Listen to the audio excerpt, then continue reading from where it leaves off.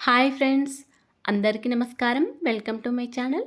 ఈరోజు మన ఛానల్లో మరొక కొత్త రెసిపీ వచ్చేసి గోధుమ పిండితో చల్ల పునుగులను ఎలా చేయాలో చూద్దామండి. ఇలా చేసిన ఈ చల్ల పునుగులు అయితే చాలా టేస్టీగా ఉంటాయి. హెల్తీగా తినాలనుకునేవారు ఇలా అస్సలు మైదా పిండి వాడకుండా ఇలా ఈ గోధుమ పిండితో చల్ల పునుగులను చేసుకొని తినేయచ్చండి. పిల్లలకైతే ఈవినింగ్ స్కూల్ నుండి రాగానే ఇలా చేసి పెడితే వాళ్ళు చాలా ఇష్టంగా తింటారు. అంతేకాకుండా దీనిలోకి మంచి రుచికరమైన పల్లి చట్నీని కూడా ఎలా చేయాలో చూసేద్దామండి. మరెంతో టేస్టీగా చాలా సింపుల్గా చేసుకునే ఈ చల్ల పునుగులను ఇప్పుడు హెల్తీగా ఎలా చేయాలో చూసేద్దాం. ఈ చల్ల పునుగులు చేయడానికి ముందుగా ఒక గిన్నె తీసుకొని ఇందులోకి ఒక కప్పు వరకు పెరుగును వేసుకోవాలి.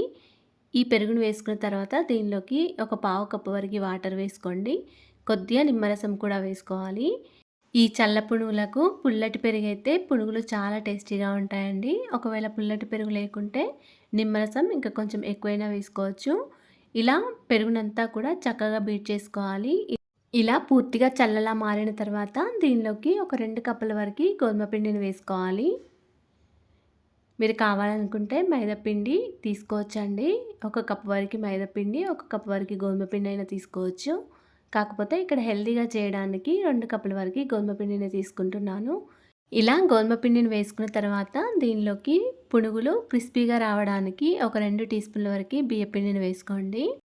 అలాగే ఒక పచ్చిమిర్చిని ఇలా సన్నగా తరుక్కొని వేసుకోండి. కొద్దిగా కొత్తిమీర కూడా కడుక్కొని సన్నగా తరుక్కొని వేసుకోవాలి. రుచికి తగినంత సాల్ట్, ఒక చిటికెడంత వంట సోడా, ఒక హాఫ్ టీ స్పూన్ వరకు జీలకర్ర వేసుకోవాలి. కొద్దిగా వంట సోడా వేసుకోండి.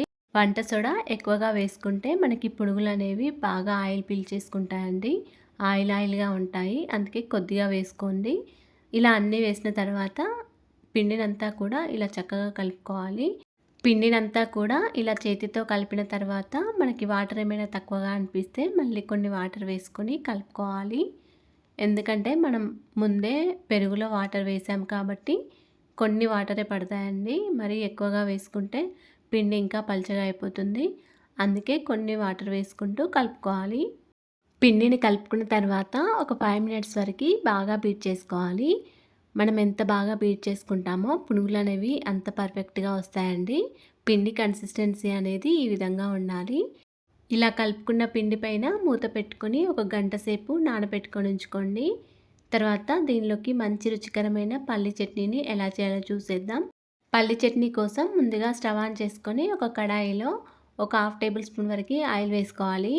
ఆయిల్ వేడైన తర్వాత ఒక కప్ వరకు పల్లీలను వేసుకొని స్టవ్ని సిమ్లో పెట్టుకుంటూ ఈ పల్లీలను ఫ్రై చేసుకోవాలండి. పల్లీలు కొద్దిగా ఫ్రై అయిన తర్వాత దీనిలోకి ఒక 10 వరకు పచ్చిమిర్చిని ఇలా సగానికి కట్ చేసుకొని వేసుకోవాలి. తర్వాత దీనిలోకి కొద్దిగా పుదీనా, కొంచెం చింతపండు వేసుకోండి. ఇలా అన్నీ చక్కగా ఫ్రై అయిన తర్వాత స్టవ్ ఆఫ్ చేసుకోండి. ఇప్పుడు దీనిలోకి ఒక టీ స్పూన్ వరకు పుట్నాలను కూడా వేసుకోవాలి.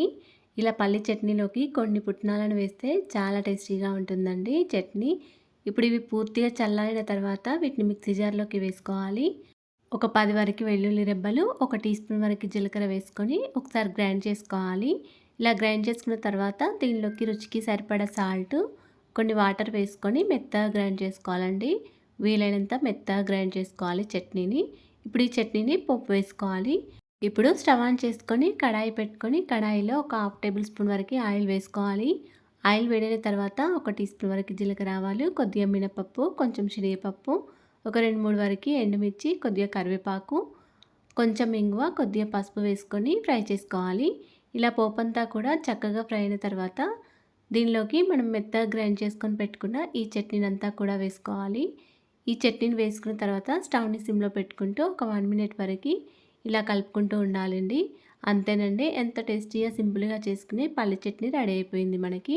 ఇప్పుడు ఈ పునుగులను చేయడానికి మనం పిండిని కలుపుకున్నాం కదా, పిండిని ఒకసారి మళ్ళీ మూత తీసేసి మొత్తం అంతా ఒకసారి మళ్ళీ కలుపుకోవాలండి. పిండిని బాగా కలిపిన తర్వాత మీకు ఒకవేళ పిండి మరీ లూజ్గా అనిపిస్తే మళ్ళీ ఇంకా కొంచెం బియ్య పిండి అయినా గోధుమ పిండి అయినా వేసుకొని కలుపుకోవచ్చు. పిండి కన్సిస్టెన్సీ అనేది ఈ విధంగా ఉండాలండి మనకి. ఇప్పుడు స్టవ్ ఆన్ చేసుకొని కడాయిలో డీప్ ఫ్రైకి సరిపడా ఆయిల్ వేసుకొని ఆయిల్ వేడిన తర్వాత ఇలా కొంచెం కొంచెం పిండిని తీసుకొని ఆయిల్లో వేసుకోవాలి. ఆయిల్లో పిండిని వేసేటప్పుడు ఆయిల్ అనేది బాగా వేడై ఉండాలండి. ఆయిల్ బాగా వేడైన తర్వాతనే మనం ఈ పునుగులను వేసుకోవాలి. తర్వాత స్టవ్ని మీడియం ఫ్లేమ్లో పెట్టుకుంటూ ఈ పునుగులను ఫ్రై చేసుకోవాలి. ఆయిల్లో సరిపడా పునుగులను వేసుకోవాలండి, ఎక్కువగా కూడా వేసుకోకూడదు. ఆయిల్ మాత్రం బాగా వేడవ్వాలి. బాగా వేడైన తర్వాతనే మనం పునుగులను వేసుకోవాలి. ఫ్రై చేసేటప్పుడు స్టవ్ని మీడియం ఫ్లేమ్లో పెట్టి ఫ్రై చేసుకోవాలి. ఇలా అన్నీ కూడా పునుగులను వేసిన తర్వాత గరిటెతో లోపలికి అనుకుంటూ ఫ్రై చేసుకోండి. ఇలా ఒకదానికొకటి ఏమైనా అంటుకుంటే కొంచెం ఫ్రై అయిన తర్వాత ఇలా విడదీసేసుకోవచ్చు. ఇలా అన్ని ఆయిల్ లోపలికి అనుకుంటూ చక్కగా ఫ్రై చేసుకోవాలండి. ఇవి మంచి కలర్ వచ్చే వరకు ఫ్రై చేసుకున్న తర్వాత స్ట్రైనర్లోకి తీసుకొని టిష్యూ పేపర్లోకి వేసుకోవాలి. మిగతా పిండిని కూడా ఈ విధంగానే పునుగులను చేసుకోవాలండి. స్టవ్ని హై ఫ్లేమ్లో పెట్టుకుంటూ ఆయిల్ బాగా వేడైన తర్వాతనే పునుగులను వేసుకోవాలి. మళ్ళీ స్టవ్ని మీడియం ఫ్లేమ్లో పెట్టుకొని పునుగులను చక్కగా ఫ్రై చేసుకోవాలి. అంతేనండి, ఎంతో టేస్టీగా సింపుల్గా చేసుకునే హెల్తీగా గోధుమ పిండితో పునుగులను ఎలా చేయాలో చూసారు కదా.